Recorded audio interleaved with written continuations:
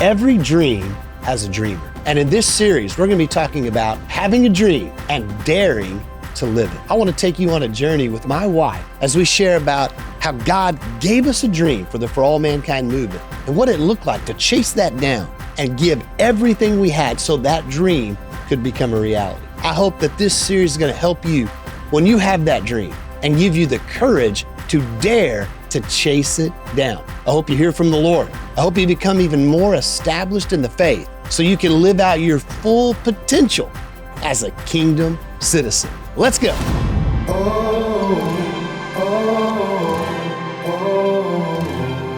Welcome to the Kingdom Citizen Podcast. We're here for our series on having a dream and daring to live it. In our first episode, I want to welcome my sweet wife, Brooke Phillips, on her first appearance on the Kingdom Citizen Podcast. Welcome to the show. I'm glad you're on this side of the camera. Yeah, I know. I'm usually not on this side of the camera. We were joking, usually I'm on the back side telling you what to say. That's exactly right. But this time I'm actually here. We get the joy of just telling our story. And we're telling it right around the season of our 30th anniversary, 30 years of marriage.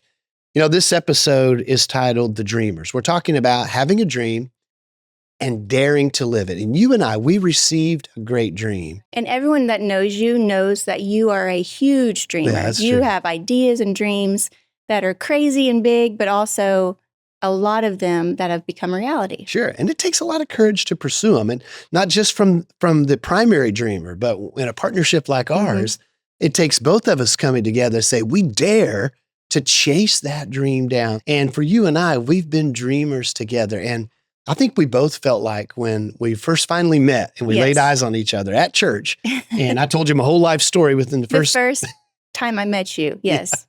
And I met your whole family, extended family on our first date. And you milked a cow at my Uncle's Dairy Farm. Yeah, let's not talk about that. From the time we came together, we didn't know everything that would happen that's happened over these 30 years, but I think it's honest that we felt God was bringing us together for something that would be about His kingdom advance. I mean, I know I felt that way, that in this partnership, something great for God could go down. Yeah, you know, when I grew up in a very broken family, and so there weren't a lot of dreams that were cast for me growing up. Yeah. Just because of my circumstance. Sure. But when I met you, it was like, okay, a whole world is open of possibilities and opportunities because you are such a dreamer. It was exciting to be like, okay, I'm jumping in and we're going to do this together. You know, we believe this so much that in our first week of dating, I was preaching my first week-long revival at a little country church in Missouri. And I had you come as a high school student, and you had to stand in the back with your dress on and shake everybody's hand like the pastor's wife. And I didn't grow up in church most of my life, and so that felt very odd for me. I was like, I am not the pastor's wife. So we got married in a hurry. I mean, we knew each other 15, 18 months before we were met and married.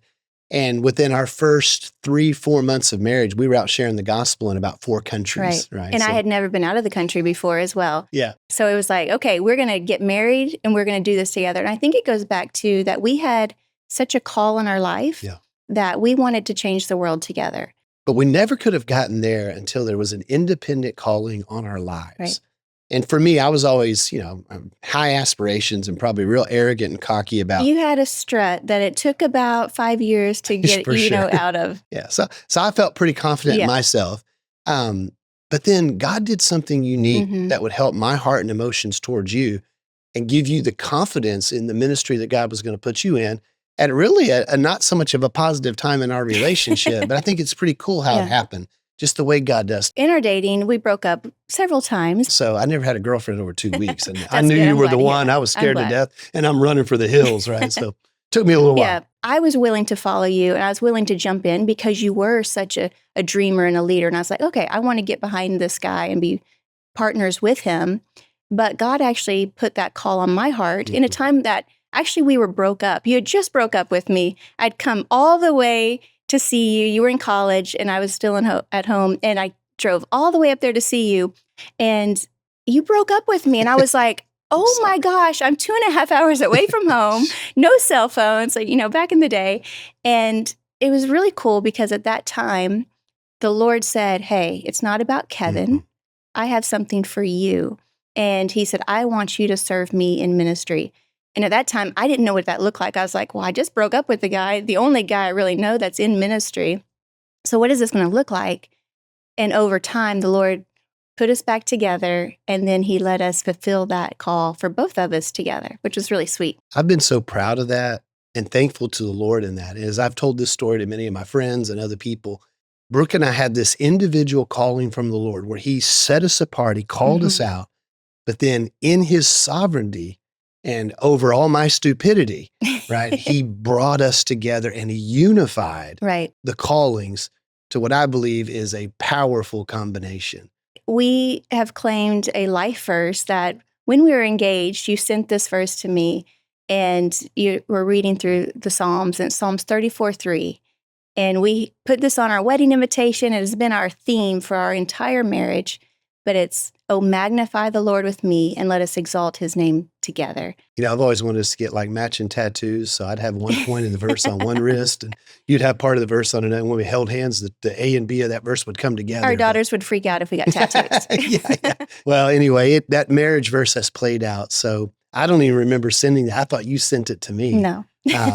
But man, has it played out over the years and really put us in a position that through years of our itinerant missions and evangelism ministry, where we played out our different roles in that. And then when kids started coming along, everything changed. Now I'm traveling the world by myself. You're home having our babies. And I found myself in the mountains of Nepal, living my full dream. I'm 24, 25 years old, have everything I would dare to ask God for. And I'm completely miserable. I'm crying myself to sleep at night in the hills of the Himalayas with dysentery and homesick and missing half of our first daughter's year of life. And I'm like, something has to change. And the Lord threw me a bone and said, okay, I'm going to put you into church work for 9 years. That was a very big change for us because we were used to being free and going where we wanted to. And now we are in the constraints of church work, which was a great blessing. Really was. Because we could be together, but also it taught us so much during that time of what the church is and how it operates, and allowed us to look at things not just about ourselves and what we wanted to do, but how the body of Christ operates as a whole together. It was a maturing time for us. But it was a hard time as well. Yeah, there's no way we could have worked with the church partners we have now in our current ministry if we hadn't had those years of church experience to kind of understand where they're coming from and what they're up against and how to be a good partner to them and also bless them back as they're helping and blessing us in our pursuits, right? It really seems like now in hindsight, all these things that were happening, they were preparatory. They were the Lord preparing us, teaching us lessons to get us ready for a dream that we never saw coming. We never dreamed that we would one day pack our kids up, our 3 little girls, and move to the other side of the world. That was never in our plan. Yeah. You know, we loved going on short-term missions and coming and going, but living overseas on the other side of the world in a region of the world that was very scary to a lot of people at the time was completely out of our vision. Yeah.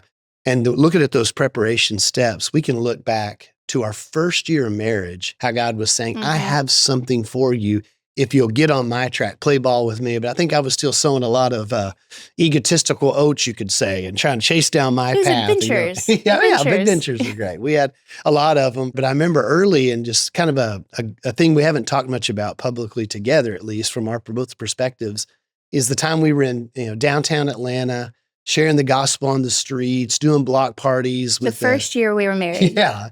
And I'm on the streets out there, and I thought I was, well, I don't know if a lot of people, but I'm going to be the next Billy Graham, right? You thought that, yeah. I don't know if anybody else thinking about it. I thought it. I was your biggest supporter. Yeah. So I'm sitting there on the street and trying to share the gospel, and a guy comes up and sticks this book in my hand. And I look at it, and it's got an interesting title to it. It's called Born to Reproduce by Dawson Trotman. So I said, oh, that's worth taking a look at. So I sat down on the curb. And I think actually at that point, you handed the booklet to me, and as an 18-year-old, I stuck it in the back of my pocket in my jeans, and you're like, no, you can't have Born to Reproduce hanging out of your back pocket. Like, that's not appropriate, so you take it back. So I took it back and sat down to read it, and I was like, man, this is interesting. Dawes is laying out this plan of reaching all the population of the earth in a 12-and-a-half-year period with the process of one disciple multiplying to another who can multiply to another. I'm like, yeah, that's it. That sounds great. And then I turned the page, he's like, but here's what it would take to do it. And I'm like, oh, that doesn't sound like me as a flaming crusade preaching evangelist. What did it take? What was the process? Yeah, it was like one disciple invest in another for 3 years to develop and multiplying them so they could multiply into others. And I'm like, that's not me at all. And I literally took the book and I threw it over my shoulder and littered on the streets of Atlanta and deemed it irrelevant. Because of the process was too slow. That's not my process, not the trajectory we saw. It wasn't the dream, right? Wasn't big enough in your mind. 12 and a half years later, I found myself at a church in Beaumont, Texas, preparing a message series on discipleship to bring to our church. And just the way God does, it was as if he'd held that book for 12 and a half years. He knew right where we would be at the right time when we had a teachable moment in our lives. And all of a sudden, as I'm studying, preparing, and gathering resources, Born to Reproduce falls back on my lap. Wow. So I start reading it again, right? And I get to those pages. I'm getting all excited. Yes, this is it. This is it. And then I turn to the page. It's like, this is how you get it done. I'm like, ooh. And then everything got quiet in my heart. And I felt the Lord, just how he does. I felt the Lord speaking to me and saying, hey, remember when you deemed this irrelevant? And I'm like, yeah. And the Lord says, it's been 12 and a half years. And the book's like, say you could reach the whole world in 12 and a half years. Yeah. And I go, yeah. He goes, how many disciples do you have? Oh, that's rough. Like, you can count them on one hand, right? I had a lot of decisions. We did. But disciples, you count on one hand. And it just kind of felt like the Lord saying, okay, maybe we need to rethink some things and get on my way because I've got a dream for your life. If you'll follow it and then dare to step out and live it and chase it down. Which is the hard part, right? Yeah. So maybe one day we'll get to thank Dawson Trotman for recording that message and the Navigators printing that book and getting them out there. Because that piece right there really stirred a lot in our heart. Well, and that puts you on a research of where you learned about orality and movements for the first time as well, right around that same time. Yeah, and it was other published works and published pieces by people we didn't know at the time that we've gotten to know over the years. But the things they would put out about how God was using movements around the world and there's principles and applications to them. Well, we started studying it like crazy. I mean, you're taking care of the kids a lot, and I'm studying and handing it back over to you, but you adapted it and adopted to it rather and took it on. And this journey of just learning and applying, we still had no idea what this dream was that God had, but we knew there was something that was going to be different about how we were applying ourselves to the Great Commission. Well, the Lord had put a burden on our hearts. And I know when you were in college that in one of your classes, the professor asked you, he's like, what is your dream? What do you feel that your responsibility is? What did you say in front of the class? Everybody was going around, I want to be a worship pastor. I want to be a youth minister. Which are all great things. I want to be a pastor. And I was like, that's not me. What am I going to say? And it wasn't like there were classes for what we do now. And so I just kind of was my turn. I go, well, I just feel I have a responsibility to the nations. And the professor and every other student in class busted out laughing. I mean, laughing, like bringing the house down laughing. And I was like, man, I felt really embarrassed, but that's all I could say. I think they criticized me for being vague and too wide and too ambitious. And who do you think you are? Kind of stuff like that. But that stayed with you. Oh, man. So reading through the Born to Reproduce and the journeys that we were on, that burden stayed with you, which led us to where we are. Burden's a good word for it too. A lot of people say missionary burden. Since as soon as I started and we started following the Lord together, he was birthing that missionary burden. We didn't know the extent of it. We didn't desire to live overseas or anything, even though we'd been to 40 countries by that time. But that missionary burden enhanced by a little bit of border bullies and people like our professor and fellow students and others that have come through our life. And then reading published works that were encouragements that would come in and stir that latent calling that was within us, that would give us that position to catch the dream and then be bold enough to dare to go out and live it. In preparing to do that, to go after it, I was just convicted that it was time for prayer and fasting. We had a lot of education, we had a lot of knowledge, we had a lot of inspiration, we were being introduced to a lot of stuff, a lot of prerequisite things the Lord had done in our life that we weren't fully aware of, but he was doing it. And it was time to take it to the mattress, right? It was like, let's go down, let's get in prayer on this. And I embarked on the most audacious prayer and fasting time of my life. And it was 30 days of nothing but a liquid fast. And the kids were little and you still had to cook dinner every night. And I wanted to sit there with the family. And I remember listening to the Bible on cassette tape just to go to sleep. I mean, I was digging deep, prayer walking miles and miles a week, still performing. You look like the crazy guy walking the path, like praying out loud. Yeah, no one knew who you were. What you were why is doing. he talking out loud? But I was chasing something down. I need to wrestle this down with the Lord because it could be dangerous. It could have great implications for our family. And, but man, you were right there by my side, encouraged me on. And then in the second half of that, we had friends that would join us, especially one in Philly and one in Arizona that really came alongside of us strong during this prayer time. But, you know, we were asking the Lord, what would you have of us in this idea of reproducing disciples at a movement capacity, even though we might not know what that looks like and we had no frame or shape. And we didn't know where it would be either. Definitely didn't know where. But start chasing it down. And I think when I look back on FAM now at 15 years old, I go back to that season of fasting and prayer and the Lord anchoring this thing in our heart, even without a name or anything like that. And even in the years it took before we were able to launch it from that fasting time, I really go back to that in my heart. That's where FAM was birthed. Well, through that time is when you really started exploring and seeking the Lord. Okay, what is this going to look like and where do you want me to do it? Or where do you want us to do it? We looked at places in Europe. We looked at other places around Asia and Africa, Central and South America. I mean, we'd go anywhere in the world. Yeah, we were looking at places in Ethiopia, Brussels, anywhere we could get somewhere and make a big impact, and even places in the United States. And then that's where something really tipped. I mean, this was a multi-year journey, seeing all this come about and trying to get the kids bought in, trying to get ourselves ready, get to where we were financially stable, we were spiritually strong, emotionally strong. And so we took years of buy-in, but the real tipping point on that is when just through circumstances and meeting people, we heard about the context and situation in a really cool city, right in the middle of the frontier of movement needing missions. And that's the city of Dubai. And now we're around 2005, 2006. And Dubai comes on the scene. And we're looking for a place that we can invest our lives and have the potential to see a reproducing, disciple-making movement, right? And when we saw Dubai, we got over there. And the cool thing we saw, you sent me over there. We sold some equipment we had, got just enough money for the tickets. And I'm like, I'm going, baby. I'll see if we find us a home. And so every night when we would talk, you'd be like, you got it yet? And I'm like, nope. Well, it was day 10. You had met with many missions organizations, little churches, Christians over there. Meet with them, talk about it, and like, that's not it. Meet with them, talk, that's not it. And then finally, on the last day there, a lady tells me about the labor camps and the labor workers from South Asia. So I'm like, man, if there's a place like that, I want to go visit. When we met these guys, we saw their situation, we saw their hearts, and we fell in love with them. And I think the thing that touched me the most was we met with a small little church of Telugu Indians. And I haven't told this story in a long time. I may get emotional on it, but we met with them in their little room, and they had they didn't have any mattresses on their wireframe beds. Yeah. And I was still very westernized in my ministry approach. And I go, guys, where's your mattresses? And they're like, we have no mattress. Too much bed bugs, they said. So we're sleeping on the metal frames.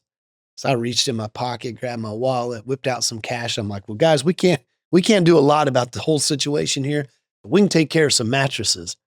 And the look in their eyes, they were so offended. And they just said, no, Mr. Kevin. And they put their hands up in a prayerful way and said, we need nothing from you. Just pray for us. And I was kind of embarrassed. Put my wallet back in my pocket. Yeah.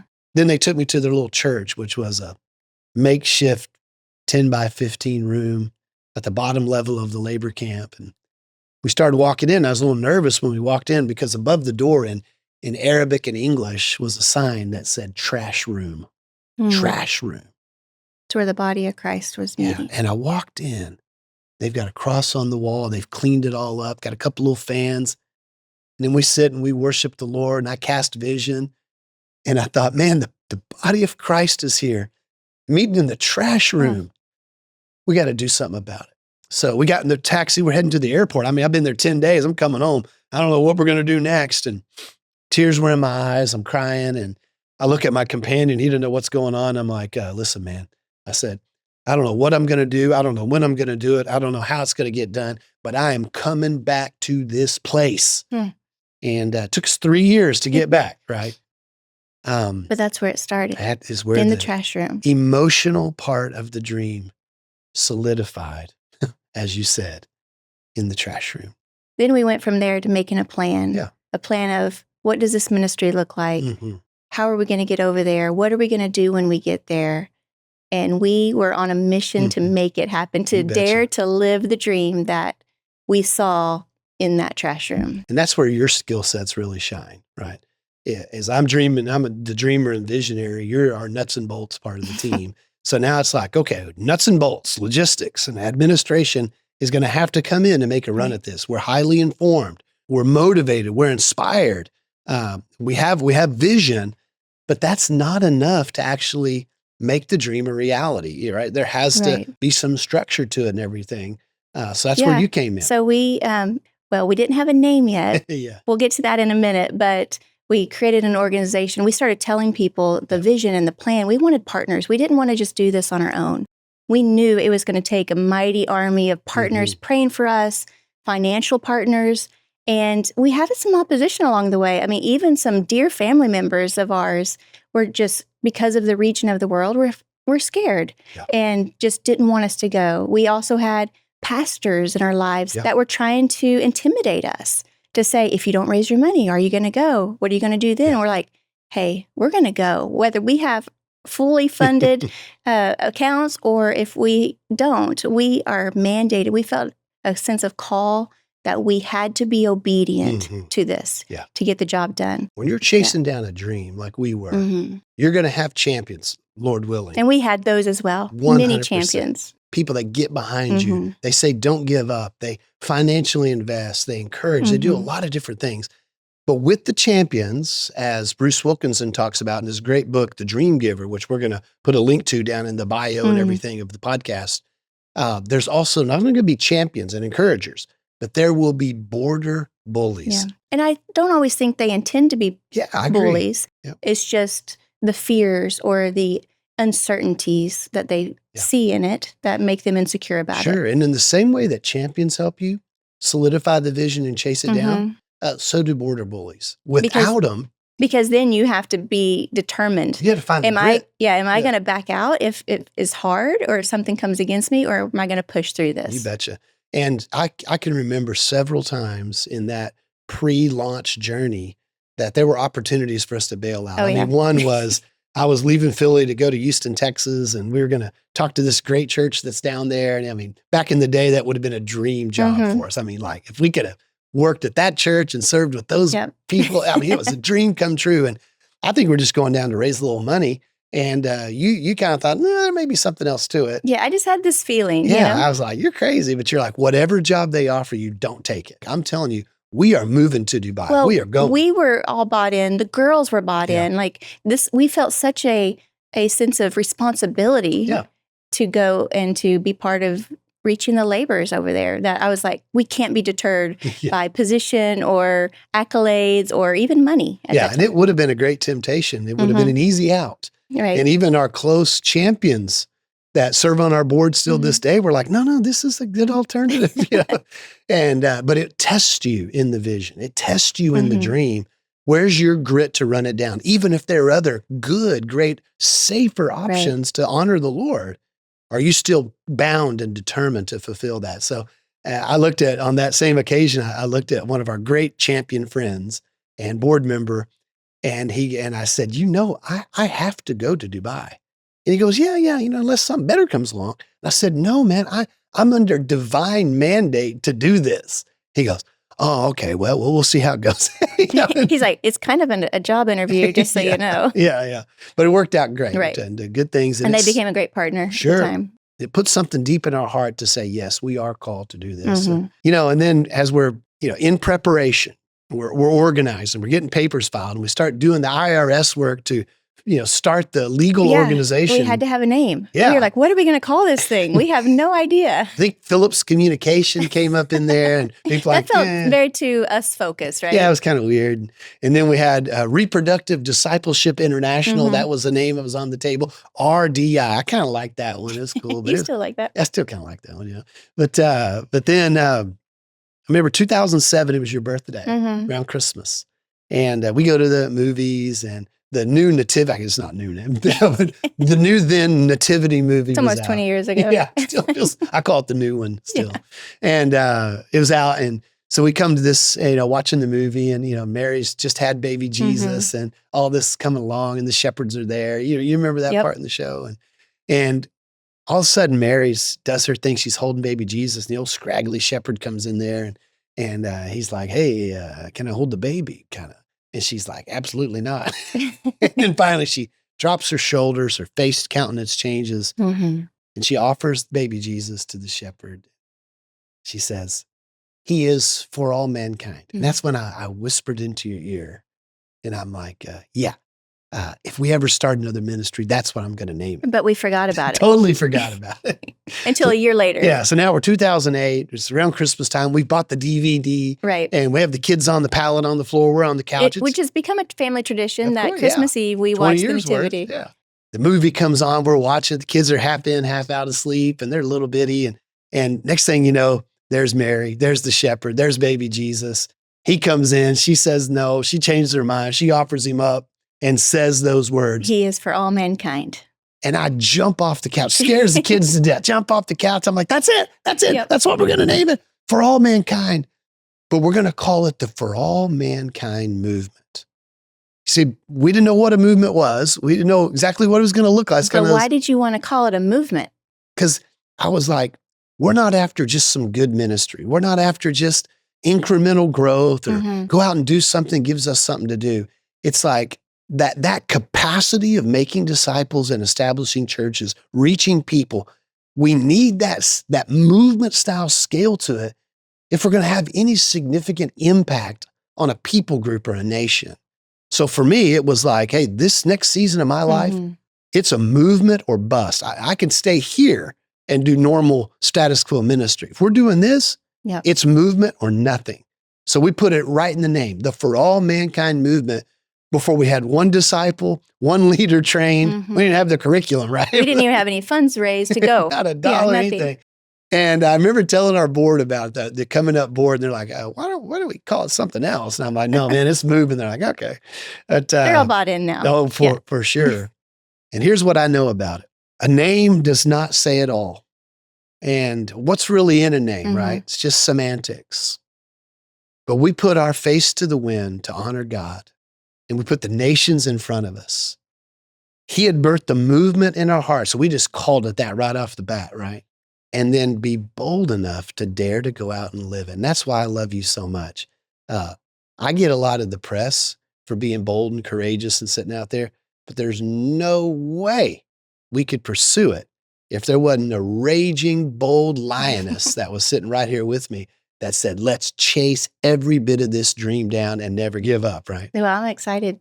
I mean, it's been a great journey. It has been. I wouldn't have it any other way. And here's what I know. There's never been a dream that's been run down without dreamers. And when I look and see what God has done over the last 15 years of chasing down this dream that we call fam, man, it has been the greatest journey of my life, getting to run that dream down with you. And we're daring to live it. Daring to live it, dared to live it, and still to this day, daring to live it together. I really enjoyed getting a time to reminisce and talk about the journey that the Lord took Brooke and I on, and receiving this dream and then having the boldness to dare to live it out. Here's what I know about a dream. The one that God's going to give you, it's probably going to look a lot different than the dream that God gave to us. But there are some similarities, some essential things going to happen in you receiving that dream and then daring to live it out that you can find as principles and philosophies as we talk about in our story. Here's my challenge for you. Put yourself in a position to receive that dream. Gather people around you that are going to be the encouragers and champions for that dream. Find a grit deep down inside you to overcome everybody that would put themselves as an obstacle in front of that dream. And then with everything you have, lay it down at the feet of Jesus to say, Lord, I want to be right where you want me and live out your full dream for my life.